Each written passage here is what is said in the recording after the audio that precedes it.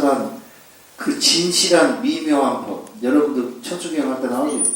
무상심신미묘법 나오잖아요. 무상심신미묘법. 정말 부처님께서 설하신 그 연기에 관한 정확한 그 설법을 정말 듣고 싶었어요. 용수보살이. 그게 떠나질 않아. 그래요. 그거를 듣고자 마음을 이렇게 간절히 하고 있는데 한날은 용왕이 왔어. 용왕이 와가지고 하는 말이, 용궁에 가면은 해장이 있다는 거예요. 해장. 바다 장경이 있다 이 말이에요. 바다 장경. 장경 갈 때 그 장자하고 바다 있잖아. 해장이 있다는 거예요. 해장. 그러니까 그걸 가서 보면 된다. 그러니까 이제 용수보살이 용왕님을 따라서 용궁회를 갔어.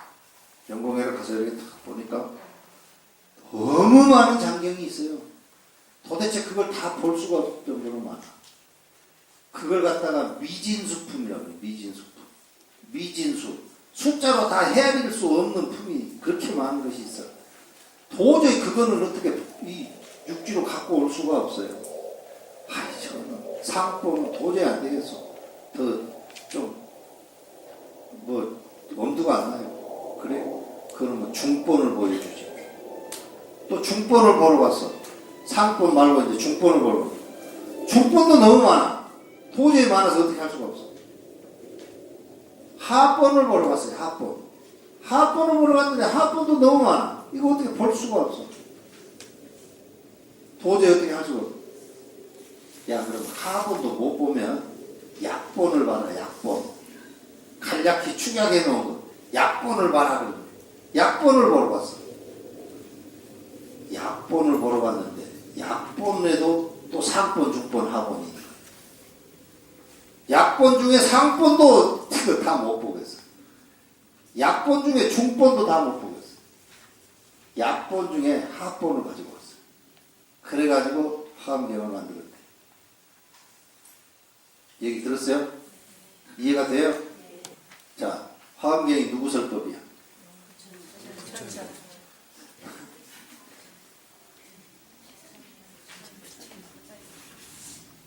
화엄경이 경이요 뭐요?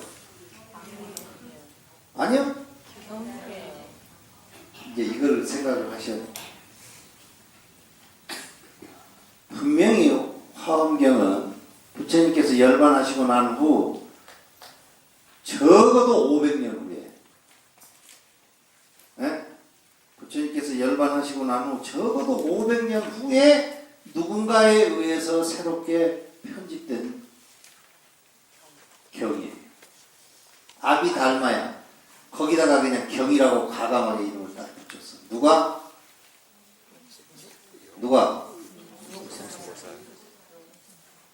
용수보살이 붙였겠지.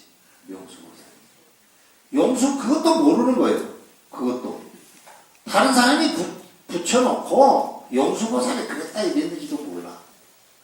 그런데 화엄경의 가치는 그렇게 만들어졌다고 우리가 안다고 해서 그 화엄경의 가치는 하나도 손상을 입지 않아요.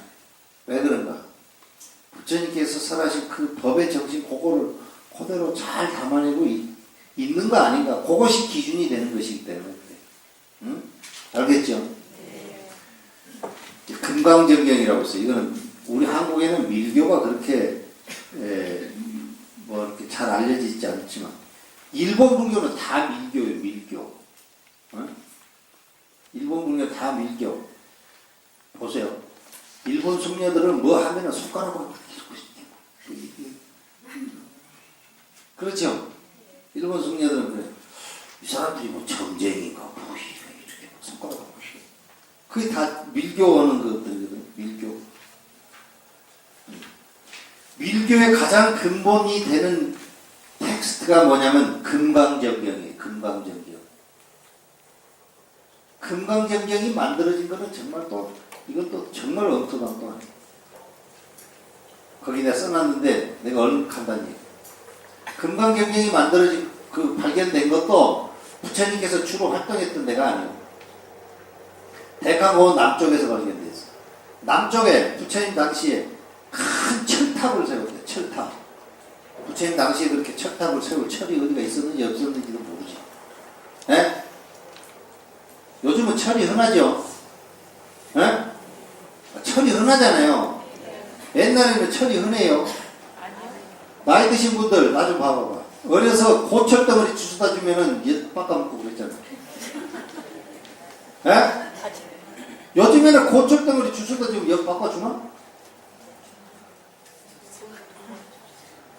옛날에는 우리 어렸을 때도 그렇게 철이 귀한 시절인데 부처님 당시에 그렇게 대철탑을 세울 만큼 그런 것이 있었는지 어쩌는지 어쨌든 간에 큰 철탑을 세워놓고 거기에다가 비밀 장경, 금강경경을 딱 해서 그 안에다 봉안을 해놓고 문을 딱 닫아놨어요.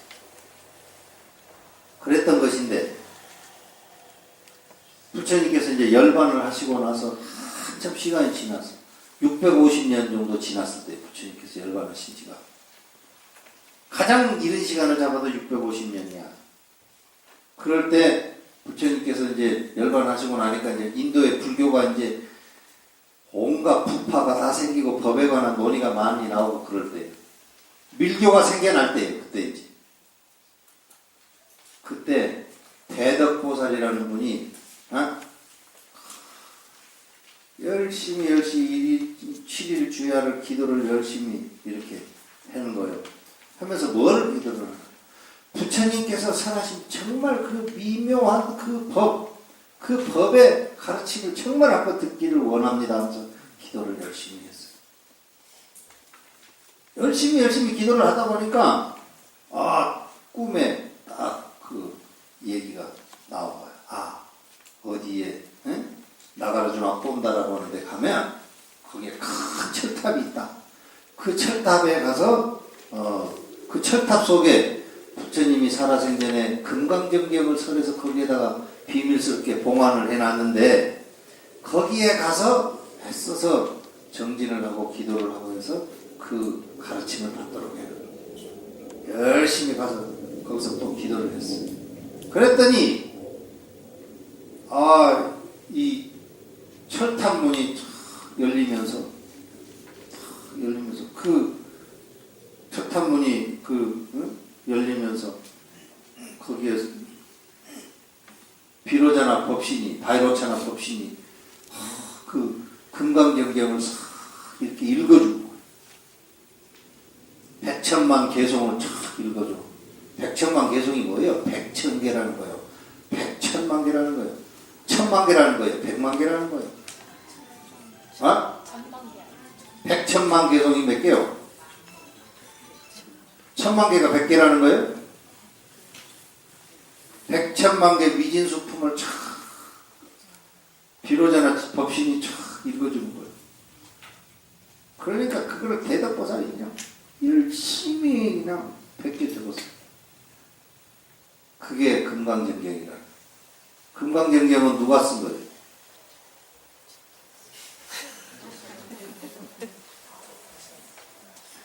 금강경경을 누가 쓴 거냐고요? 부처님이 썼지.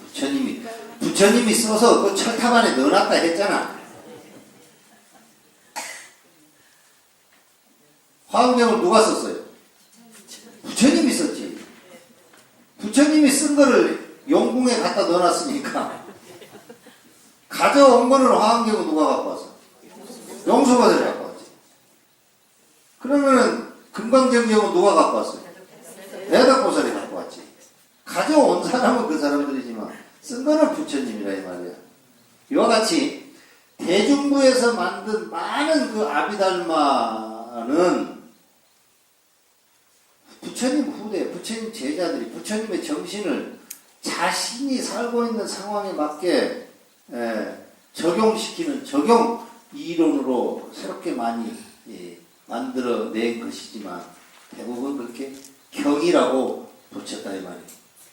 아시겠지? 네. 부처님께서 설하지 않으셨다고 해서 신심 떨어질 일도 아니야. 알겠죠? 네. 내가 이런 얘기하면 우리 주신 법문은 들으면 신심이 안 생기고 신심이 도리어 까지네 이런 생각을 해요. 알겠어요? 네. 신심이 없어지라는 얘기가 아니고 정확하게 알아서 더 신심을 일으키라는 거예요. 다시 한번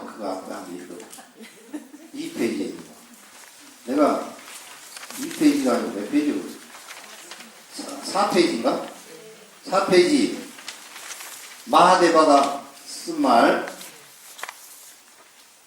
이 정신이 살아있으면 그게 부처님 당시에 쓴 글이든지 아니든지 다 그게 경이다 이 말이에요. 경. 알겠죠? 다시 할 거예요. 보살할 때 개송을 읽고서 마하데바는 제자들에게 보살을 할 때에는 천인과 사도 대종견의 제자들이 설한 것이라도 부처님의 인가를 받아 나에게 수지하게 하였다면 모두가 경이라고 불렀다. 부처님은 이미 멸도하였지만 잘하는 자가 있다면 역시 경을 저술할 수 있을 것이다. 너희들도 만약 경을 저술하고자 한다면 자유로이 저술하도록 하여라고 말하였다. 후대 사람들이 이 아비달마를 만들어 놓고 과감하게 경을 저술하면서 근거로 용수보살이 썼는지 대덕보살이 했는지 모르지만 그래서 좀 신비하게 야 부처님이 철탑 속에다 넣어놓은 것을 내가 듣고 내가 베낀 거다. 좀 그럴듯하잖아요. 영국에 가서 가져왔다니까 무한한 상상력이 나오잖아요. 에? 그런 경향은 5가지 정도가 있어요. 여기 한번 5페이지 한번 보세요.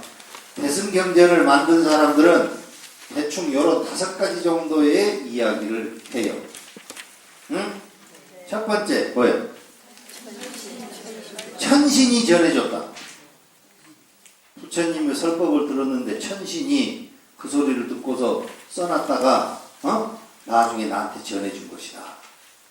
그래서 하죠. 두 번째는 꿈속에서 얻은 것이다. 제가 열심히 부처님의 설법을 듣고 싶어가지고 이러저러고 했는데 부처님이 꿈속에 나와가지고 나한테 이래저래 해주더라. 꿈속에서 말을 열심히 들었는데 들으면서 저 소리를 듣고 잊어버리지 말아야 되는데 하면서 방바닥에다가 막 써놨는데 어느 아침에 일어나 보니까 방바닥에 글씨가 그대로 있는 거야 하면서 응? 그런 거. 또 세 번째 타방불이 사는 거. 타방불이 뭐예요? 우리 남성부주에는 부처님이 서가모니 부처님이잖아. 동방세계는 무슨 부처님? 약사예례불이잖아. 약사예례불이 설해준 것이다. 뭐 이런 거. 또 삼매 중에 부처님이 설법을 해줬어. 꿈속에 한 게 아니라 삼매를 이렇게 정진을 하고 정에 들었는데 그 정 속에 부처님께서 설법을 해주셨다. 또 마음속에서 스스로 깨친 것이다. 뭐 이런 얘기. 이런 얘기들을 근거로 들면서 아비달마 저술들을 많이 남겼어요. 알겠어요? 네. 너무 많이 남긴 거예요. 아비달마 저술을 많이 남겼어요. 아비달마 저술은 지금도 만들어지고 있다 생각하면 돼요. 알겠어요? 네. 그럴 거 아니에요. 2600년 전에 부처님의 생각을 갖고 내가 2010년 전주 여기서 어떻게 사는 것이 가장 적절한가? 내가 저술을 할 수 있잖아요. 힘이 없어져. 쓸 수 있잖아요. 그러고서 거기에다가 과감하게 경이라고 할 수 있다 이 말이에요. 여러분은 죽기 전에 꼭 경을 하나 쓰고 죽어야 돼요. 각자 저 뒤에 빨간 옷 입고 달린 경을 하나 쓰고 죽으세요. 에? 그 옆에 왜 고개를 안 들어요? 경을 하나 꼭 쓰고 죽으셔. 알겠지? 그래야 나중에 제자들이 아이고 우리 할머니가 참 불교 공부를 이렇게 열심히 하셔가지고 이런 삶의 태도로 사시려고 이렇게 부단히 애쓰고 했구나. 아이고 우리 할아버지 정말 훌륭하신 분이다. 부처님의 정신으로 이렇게 살려고 이렇게 삶의 원칙을 이렇게 딱 써놓고 이렇게 사셨구나.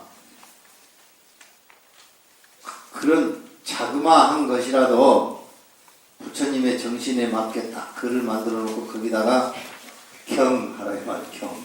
알겠죠? 웃을 일이 아니에요. 여러분 그걸 하셔야 돼. 하셔야 돼. 알겠지?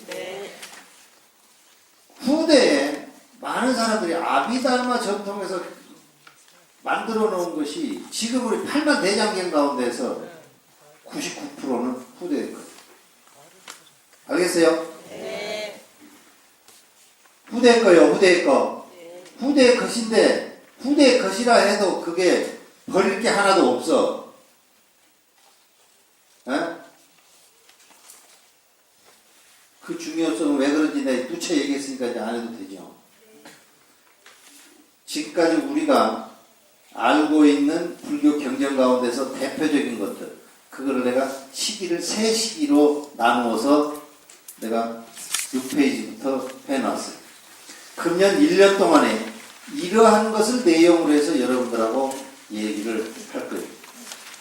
지난 1년 동안은 1년 동안 내내 부처님께서 뭘 우리에게 가르치셨는지 그것에 대해서 1년 동안 곱씹어서 얘기하고 또 얘기하고 또 방향을 달리해서 시각을 달리해서 주제를 달리해서 계속 1년 동안 내가 34번에 걸쳐서 내가 강의를 했어요. 부처님께서 말씀하신 게 뭔지 그것에 대해서. 금년에는 부처님께서 말씀하신 그것을 바탕으로 해서 부처님의 제자들이 후대에 어떻게 부처님의 말씀을 자기 삶 속에 자기 살고 있는 환경에 맞게 적절하게 적응시켜 나갔는지 적용시켜 나갔는지 그에 대한 얘기를 내가 6페이지에 정리해 놓은 이와 같은 내용으로 금년 1년 동안 할 겁니다. 네. 첫 번째 반야경이라는 게 있어요. 아비달마 전통 가운데에서 후대에 만들어진 아비달마 전통 가운데에서 가장 최초로 나온 게 반야경 계통이에요. 반야경. 우리가 오늘 읽은 금강반야 바라밀경 있죠? 그것도 이 반야경 계통 가운데 하나예요. 반야경에 수도 없는 반야경이 있어요. 수도 없는 반야경. 반야경이 뭔가? 반야가 뭐예요? 지혜지요. 지혜를 닦고 지혜롭게 사는 것이 가장 불자답게 사는 것이다라고 해서 거기에 초점을 맞추어서 후대의 아비달마 해석을 해서 글을 쓴 거는 전부 반야경이에요. 반야심경 그것도 반야경이에요. 금강 반야경 그것도 반야경이에요. 문수 반야경 그것도 반야경이에요. 반야경에는 많아. 두 번째 화엄경. 화엄경도 부처님께서 열반하시고 난 후에 아비달마 전통에서 만들어 놓은 새로운 적용 해설이에요. 그걸 경이라고 붙여놨을 뿐이야. 응? 이거는 마음을 중심으로 해서 제법을 이해하는 거예요. 마음.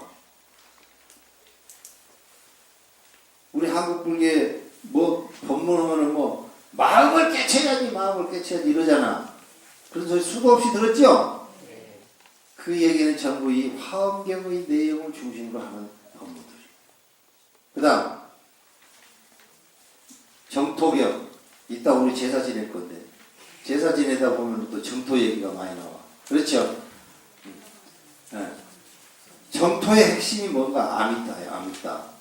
아미따라는 말은 뭐냐면은 무량한 수명이라는 거예요. 우리 인간이 살면 몇 년이나 살아요? 많이 살아요. 뭐 7, 80년 살죠? 7, 80년 살아. 무량한 수명을 살았으면 얼마나 좋을까? 부처님 같은 분은 지혜와 복덕이 수승하신 분인데 그런 분들은 무량한 수명을 살 거야. 뭐 이런 거예요. 무량한 수명을 살면서 뭐 하겠어요? 무량한 수명 살면서 뭐해? 부처님이 뭐예요? 부처님은 중생을 제도하는 분이잖아요. 무량한 수명을 살면서 무량한 중생을 제도하는 분이 무량수불이야. 무량수불. 그런 거예요. 중생 제도의 원력. 중생을 제도하는 게 얼마나 중요한가. 그에 대한 얘기. 중심되는 게 이 정토경의 계통의 경전들이. 묘법 연화경, 법화경이라고.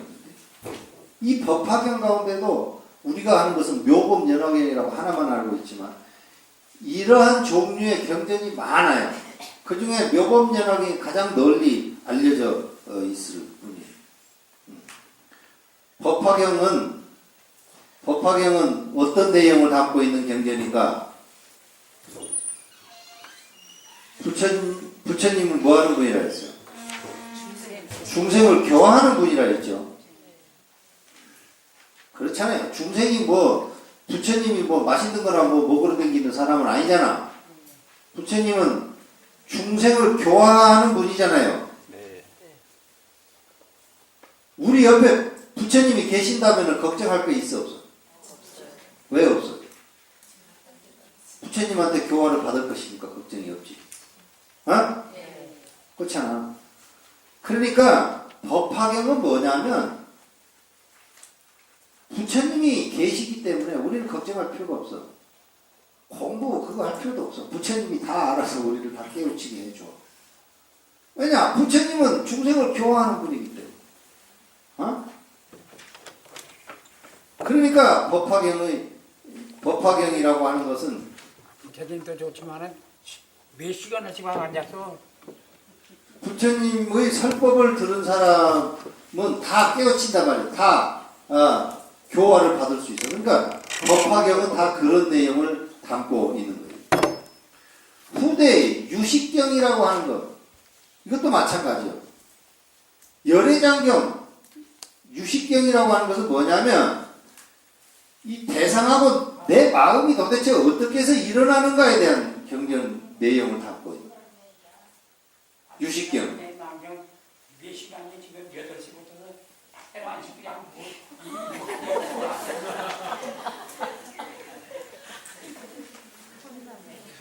네, 빨리 마칩시다. 네, 빨리 마칩시다. 왜냐, 내 앞에 여러분이 그 시계를 안 갖다 놓으니까 그래, 시계를. 저 옆에 안시. 너무 오래 하기도 했네. 아니, 너무 오래 해서 미안합니다. 조금만 기세요. 얼른 정리할게요. 아니, 얼른 이렇게 정리할 테니까. 나도 배고파 죽겠어.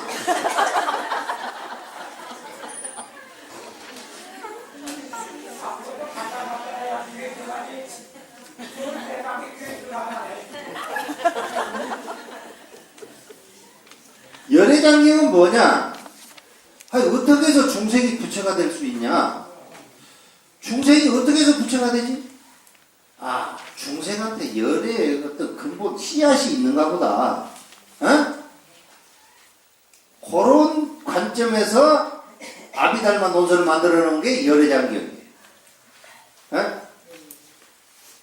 나중에 대승경경 가운데서 가장 나중 대승경경이 뭐냐? 아까 금강경경 같은 거예요. 금강경경은 뭐냐? 말로 아무리 설법을 해봐야 사람들이 말로 들으면 사람들이 다 직감량에 이해를 하니까 애초에 인식을 못하게끔 오만이 반명은 그냥 그렇게 가르쳐버리자 해가지고 하는 것이 밀교예요. 생각이 못 일어나도록 가르치는 것이 밀교예요. 비밀스러운 가르침이라고 해요. 이런 것에 대해서 내가 금년 1년 동안 여러분들하고 하겠습니다. 내가 이 기간 동안에 금강경을 강의할 건데 금강경도 어떤 맥락에서 전체 대장경 가운데서 어느 맥락에 서 있는지 여러분들이 정확하게 아셔야 돼요. 정리합니다. 금강경은 부처님의 설법이 아니고 부처님 후대의 제자들이 200년 후에, 적어도 200년 후에 부처님의 제자들이 부처님의 정신을 가지고 어떻게 살 것인가 숙고하고 해서 만들었다가 거기에다가 금강경이라고 붙인 거다. 그 내용은 내일 또 하고요. 네? 수고했어요.